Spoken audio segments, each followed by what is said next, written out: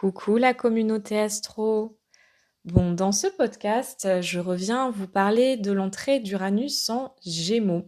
Uranus est rentré dans le signe des Gémeaux ce matin, le lundi 7 juillet, après 7 années passées dans le signe du Taureau. Dans cette année astrologique phare, c'est vraiment la dernière des planètes collectives qui marque l'ère du temps, puisque les planètes collectives sont les plus lentes, à contrario des planètes dites personnelles qui vont plutôt marquer l'individu. Et donc, c'est la dernière en fait à basculer dans un autre signe, puisque Pluton est déjà passé en Verseau fin de l'année 2024. On a eu ensuite les nœuds lunaires en janvier qui ont basculé de l'axe Bélier-Balance vers l'axe Vierge-Poisson. J'ai d'ailleurs enregistré une masterclass détaillée sur le sujet, si ça te dit de comprendre un petit peu ce mouvement, qui est un mouvement phare, euh, tant au niveau collectif qu'au niveau individuel, au tarif, si je me souviens bien, tout doux d'une dizaine d'euros. Voilà, parenthèse closed. Et ensuite, il y a Saturne-Neptune qui sont passés aussi en bélier au printemps, et puis Jupiter qui a rejoint le cancer le 9 juin. Donc, gros jeu de quilles. C'est comme si on jouait au bowling et qu'on avait redisposé toutes les quilles des planètes collectives dans d'autres énergies, d'autres signes, par rapport à là où elles se trouvaient auparavant.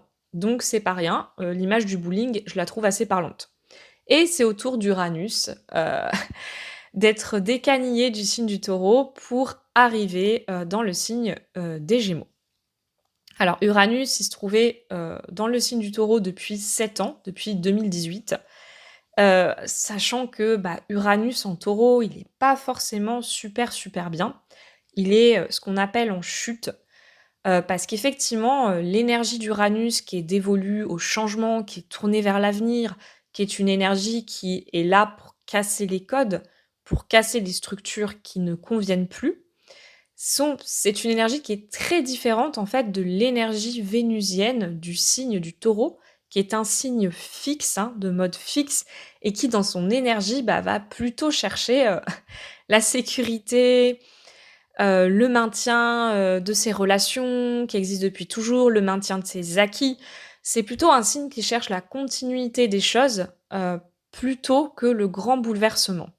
En tout cas, ce qui est sûr, c'est que pendant ce transit d'Uranus en taureau, on a beaucoup évolué dans cette dualité entre la liberté amenée d'un côté par Uranus et la sécurité du taureau.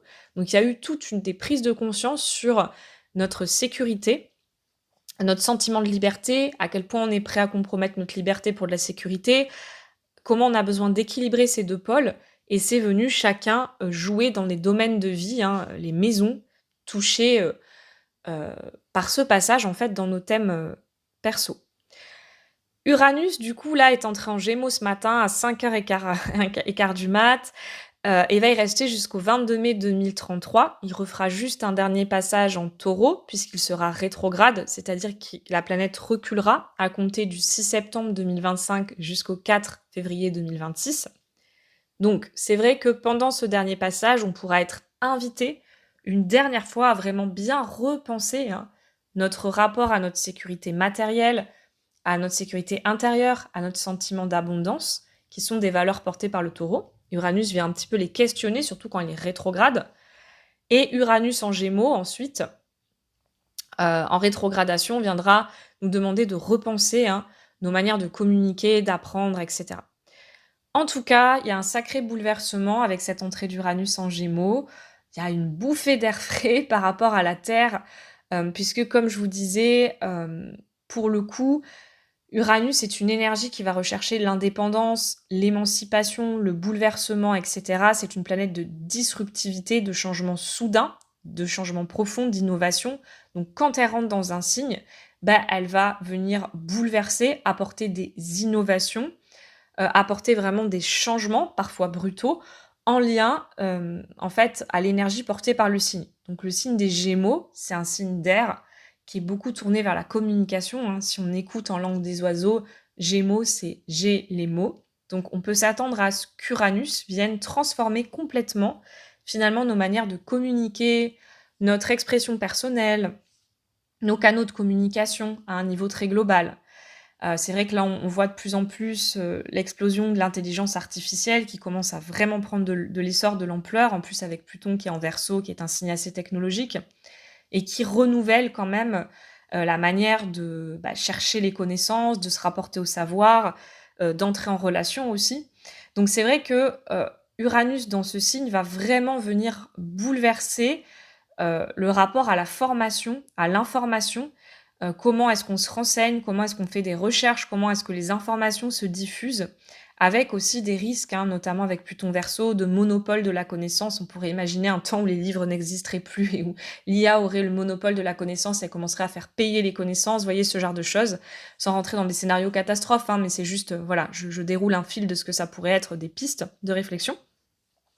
Et puis, dans les manières aussi de se former, il peut y avoir des sacrées innovations, concernant la formation, l'école, la pédagogie. Le Gémeaux est un signe qui parle pas mal des adolescents, des jeunes, des enfants, du rapport à l'enseignement et donc c'est vrai qu'il pourrait y avoir des avancées majeures dans ce domaine, aussi. Voilà, des choses qui fonctionnent plus, besoin de casser les codes. De toute façon, on voit bien que, avec les nouvelles technologies aujourd'hui, nos enfants, ils réagissent pas forcément aux apprentissages de la même façon que nous.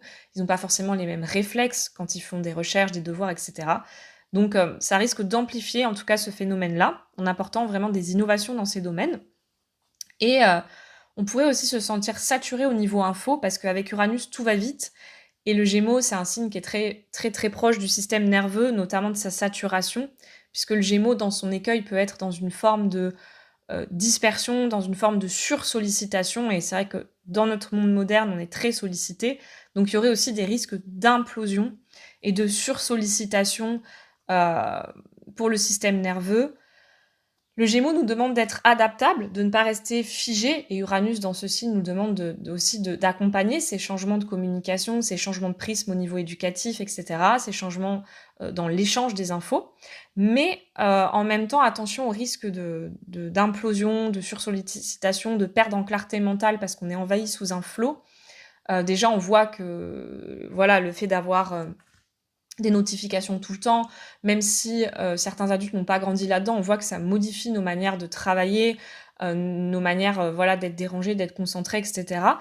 Donc, ça peut amplifier un petit peu ça. Jupiter avant se trouvait en Gémeaux, on a, je trouve, beaucoup entendu parler ces derniers temps sur les réseaux du système nerveux, de l'importance de le réguler, de l'amplification des burn-out. Il se pourrait qu'Uranus, rajoute un petit peu une touche à ce phénomène et soit dans la continuité de ce passage de Jupiter en Gémeaux, sur ces questions-là, on va dire.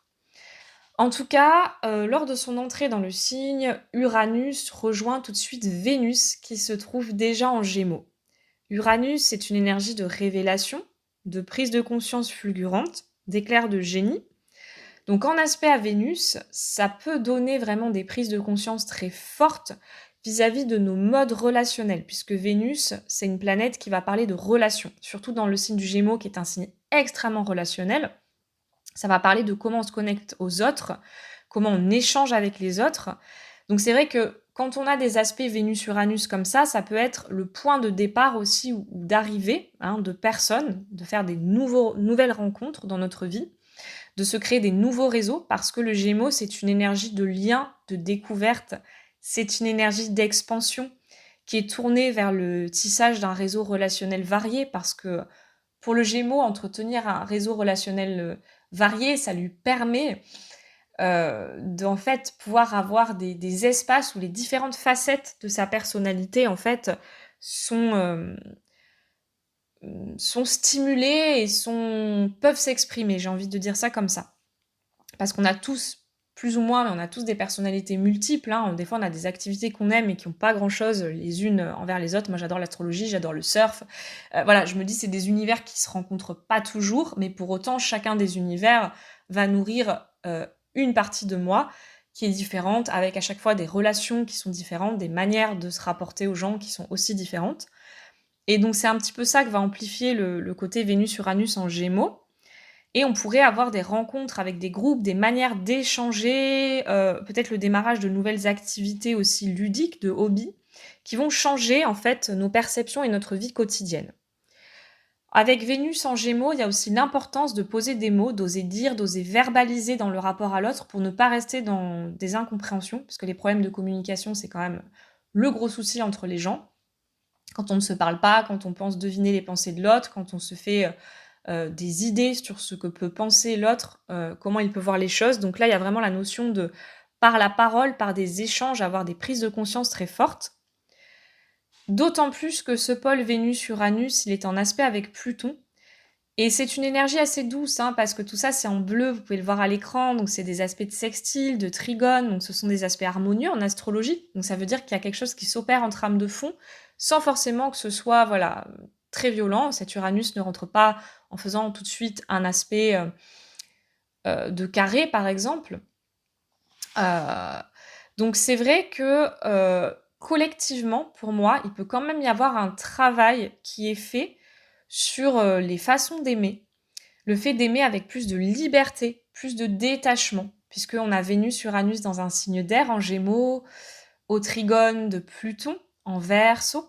Il y a vraiment l'idée d'inventer des nouvelles manières de se relier et que s'il y avait des choses sclérosantes, figées dans nos liens, dans nos relations, bah, il est fort possible qu'il y ait des réajustements à faire ou que ça explose. Alors après, si ce passage de Vénus-Uranus pour vous se fait dans des maisons plutôt d'eau, c'est-à-dire les maisons 4, 8 et 12, il est possible que cette libération amenée par Uranus soit plutôt intérieure, par une énergie libérée à l'intérieur du corps, que ce soit à la suite d'un soin énergétique, que ce soit une énergie retrouvée, une libération intérieure, une joie qui est ressentie dans le signe du Gémeaux, qu'on retrouve un aspect enfantin de sa personnalité, qu'une activité qu'on fasse nous permette de nous reconnecter à une facette de nous qui ramène de la légèreté. En tout cas, il y a quand même cette notion de disruptivité dans les liens, dans la manière de se relier, de prise de conscience sur nos schémas relationnels, surtout qu'en face, on a la Lune au moment où Uranus rentre, qui est en Sagittaire. Alors certes, elle va pas rester longtemps, mais elle se trouve dans ce signe au moment où ça se passe. Donc la Lune, c'est aussi des mécanismes, voilà, on va dire, de protection, de vulnérabilité qu'on peut avoir dans nos liens intimes. Donc on voit qu'il y a quand même une petite tension sur ce sujet du rapport aux proches, de la façon d'exprimer son monde intérieur, ses émotions, etc. Donc c'est vrai que pour les porteurs d'aspect Vénus-Uranus au natal, cette entrée d'Uranus en Gémeaux avec cette conjonction peut plus résonner parce que déjà au natal, les personnes, elles sont porteurs de cette graine-là. Ce sont déjà des personnes qui sont là pour questionner les relations, pour casser certains codes, pour avoir des grosses prises de conscience. Donc ça peut être plus fort pour eux, ou aussi pour les personnes qui sont porteurs d'une lune ou d'une Vénus dans des signes d'air. Là, ça, voilà. Et puis alors, si c'est les deux, là, c'est le méga combo de l'espace. Vous pourriez être particulièrement impacté par l'entrée de ce Uranus avec Vénus, hein, au trigone de Pluton Verseau, avec disons, vos lunes en air. Donc les lunes en air, pour rappel, ou les Vénus en air, ça va être en Gémeaux, Balance ou Verseau. Et du coup, en plus, il y a un aspect aussi de sextile à Saturne, Neptune en Bélier. Donc c'est vrai que ce sont des énergies qui font du neuf, hein. Uranus est une énergie qui est là pour faire du neuf. Pluton aussi, surtout dans le signe du Verseau, on a quelque chose de vraiment mouvant. Et puis Saturne et Neptune se trouvent en Bélier, donc il y a quand même une notion de nouvelles graines, de nouvel élan, de pousser vers l'avant qui est là. Donc c'est des signes, je veux dire le bélier c'est le premier signe du zodiaque, il est là pour initier, c'est un signe cardinal, c'est un signe qui vient initier des processus. Donc pour moi il y a vraiment une nouvelle graine qui est plantée au niveau de la relation à l'autre, de la communication, de l'échange, de la manière de se relier en apportant plus de légèreté, plus de détachement. Une nouvelle graine, en tout cas. Je dirais ça comme ça. Donc voilà un petit peu ce que j'avais envie de vous partager sur cette entrée d'Uranus Gémeaux pour faire assez court. Ça donne quelques petites notions pour rappeler ce qu'est Uranus, ce qu'est le signe du Gémeaux, cette entrée avec la Vénus. Donc bien sûr, pour celles et ceux qui connaissent votre thème, c'est très intéressant de regarder où se place cette petite pyramide bleue qui est formée par Vénus, Uranus d'un côté, Pluton en face, et puis Neptune et Saturne, pour comprendre vraiment où est-ce que cette graine des 7 prochaines années, elle est plantée, dans quel, domaine de vie. Si vous avez besoin d'aide pour le faire, parce que, bah, l'astrologie, c'est quand même complexe, je relance et je réouvre des petites consultations de 45 minutes. Voilà, su pour analyser ce transit d'Uranus en Gémeaux. On pourra revenir sur, comment se place cette pyramide, un petit peu aussi ce que font Saturne, Neptune en Bélier et puis Pluton en Verseau. C'est pour dresser un petit panorama là des récents transits, les nœuds aussi, voilà, balayer, de façon concise, mais en même temps en essayant de voir un petit peu ce que ce nouveau climat astro de l'année 2025, qu'est-ce qu'il vous apporte au niveau personnel? Parce que c'est aussi là que ça va être intéressant. Certes, il y a un mouvement collectif, mais c'est intéressant de voir qu'est-ce que ça va venir, générer. Comment vous prenez part personnellement, en fait, à cet élan collectif qui est lancé avec tous ces mouvements. Voilà, donc je vous mets le lien ci-dessous, n'hésitez pas et je vais aussi, relancer des années de cours à la rentrée. Il y a 3 années maintenant. Ça grossit d'année en année donc voilà, il y a une année débutant qui est plutôt orientée sur les bases de l'astrologie, d'apprendre vraiment la grammaire de base en faisant pas mal de pratiques et puis ensuite, il y a une année 2 qui est plutôt destinée à l'astrologie karmique, l'astrologie des blessures, où on va vraiment rentrer dans les nœuds, Chiron, la lune noire, Pluton et cetera et enfin une troisième année qui parlera plutôt de, l'analyse de l'énergie à un instant T, donc plutôt les révolutions solaires, les progressions, les, transits, voilà. Donc n'hésitez pas si vous êtes intéressés, il y a toutes les infos sur mon site et puis je vous dis à très bientôt pour d'autres partages astro.